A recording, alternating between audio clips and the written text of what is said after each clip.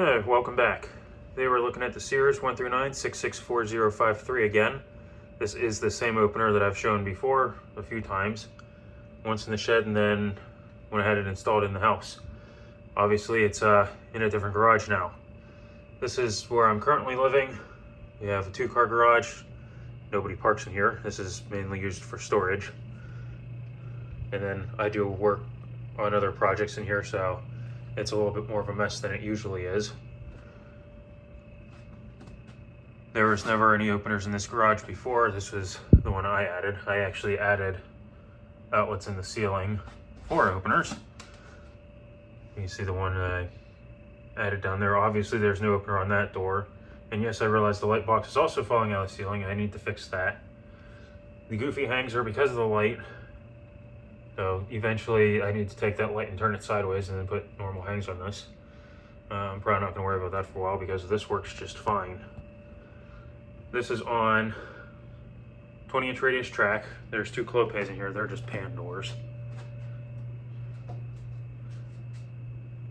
And they have the carriage house stamp with the, I forget what Windows clope calls these, but these were cheap doors. These were put in 2007. This was long before I was here. I was told there used to be wood doors in this garage, which they probably rotted out, which is probably why they got replaced.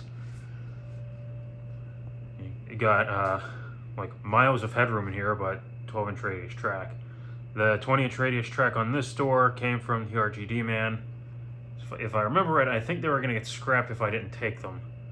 But I wanted 20s in here because, you know, when you work on projects and you have all the ceiling height, when the opener's higher up off the floor, it's a little bit harder to smash the light cover off the bottom. So the bigger radius got put on before the opener was in. The original 12-inch radius tracks are leaning up over there. The original remote, I do still have that. It is in my Maverick out there. I didn't cover up any license plates, so I gotta be careful what I show like outside. So I'm not gonna be going outside unless I think I can. Maybe I could sneak out and just show you the outside. The doors are almond colored. I'm gonna step back up the stairs here. There's the original receiver. This was the only opener that deliberately moved with me. I'll show you what I have in a moment. And I'm using a 64 ohm to run this. Here we go.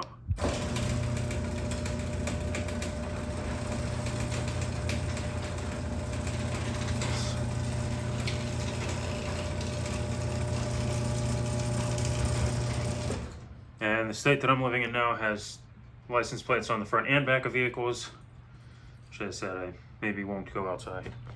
Oh, hold on.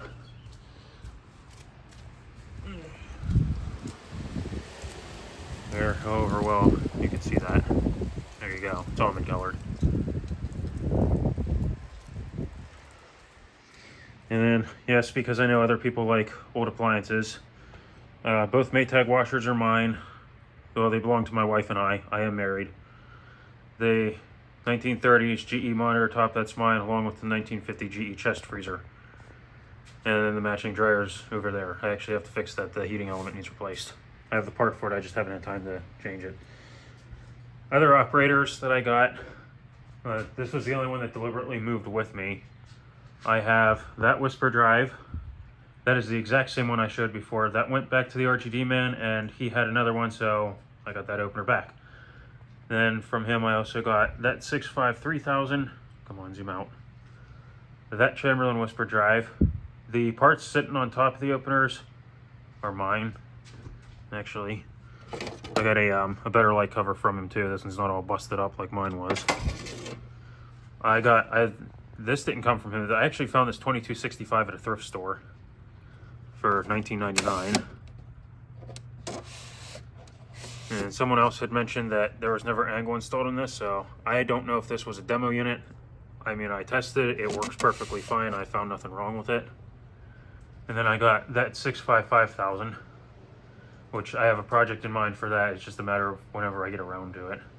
And then the rail is a 10-foot Craftsman I-beam rail that I got for that beefed up 3/4 horsepower Chamberlain that I put together. The box that just has parts in it.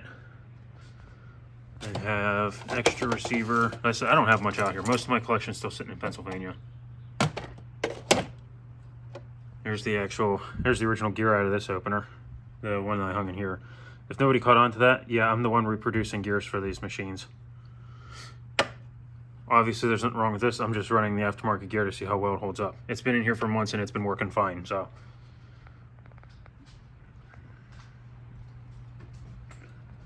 I'll run this back down and that'll be it for the time being.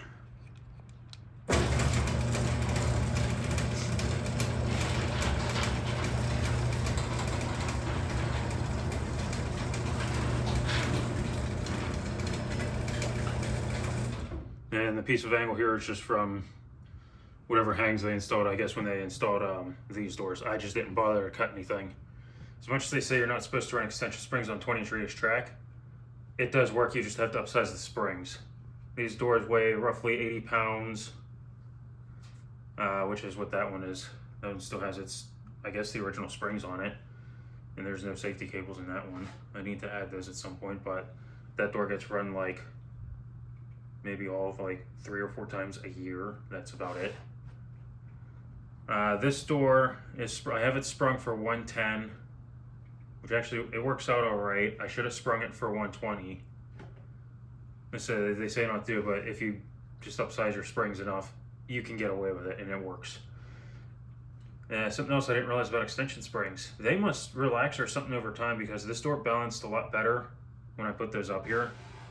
And it doesn't balance the greatest now, which is would explain why most wood doors don't actually balance all that great. They probably have the right springs on them, but they must just relax over time, because this balance is about as good as any wood door does. And I'd argue about the same with the far door over there. Something else they did was weird. I don't know if it shows up on here, but they pitched the tracks upward on that. I don't understand that, because my tracks are level, the ones I put on.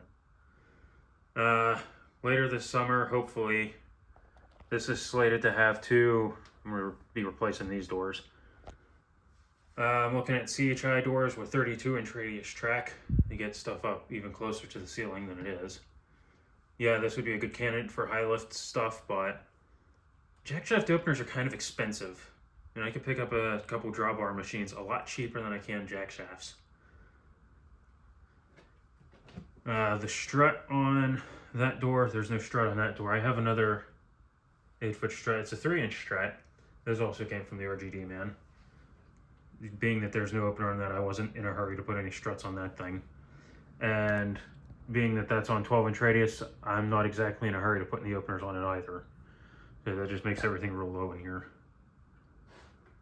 Anyway, that 2265, I mean, I am doing other projects around here, so I'll put that 2265 up when I get to it. I mean, I've already showed a 653,000 before. That whisper jet's just like the regular 1/2 horsepower whisper drive. Yeah, that's going to be kind of a when I get to it, because I actually don't have the belt or anything that I need to actually run that right now. So 2265 should just swap right onto this rail. I know it will, but it's a matter of, I don't know if the chain's going to be too long for it. I might try it and just see what happens anyway. So I do have other videos that I took when we were at Joe's. It's just a matter of me going through them and editing what I have to, and then I'll get that stuff uploaded as time permits. Anyway, thanks for watching. Please comment, rate, and subscribe.